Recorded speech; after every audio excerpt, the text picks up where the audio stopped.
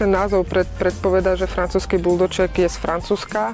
Niektorí tvrdia, že vlastne je predchodca starých anglických buldogov.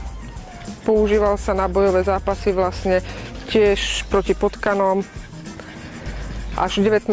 storočí vstúpil do Európy obľúbený, vhodný k deťom, nekonfliktný s ostatnými zvieratmi, mierumilovný, neuštekaný. Je nenáročný, takisto ako aj na čas, aj na pohyb. Čo sa týka srsti, netreba ho ani často kúpať, ani česať, ani kefovať. Stačí raz za čas pretreť vlhkou handrou.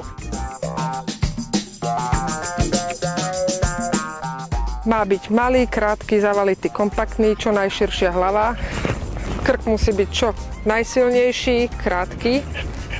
Temeno musí byť široké, ploché.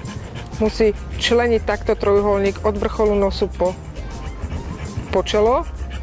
Oči široko od seba dané, viditeľné vrásky, záhyby, uši silné, nadsadené, oko úplne tmavé, čo najtmavšie, najlepšie úplne tmavé. Pisky musia byť troška jemne ovisnuté, ale nie moc. Keď zavre psík papulku, nesmú trčať tesáky spodné a tiež nesmie vyplazovať jazyk pri zavretej papulke. On obkúka od svojho majiteľa vlastne to, čo on potrebuje. On napríklad nemusí vedieť sadnúť, alebo láhnuť, alebo privolanie. On to automaticky dostane, ten pes. Je temperamentný, čo sa týka paličiek, aportíkov, ale neuteká od majiteľa, nevyhľadáva spoločnosť ostatných psíkov.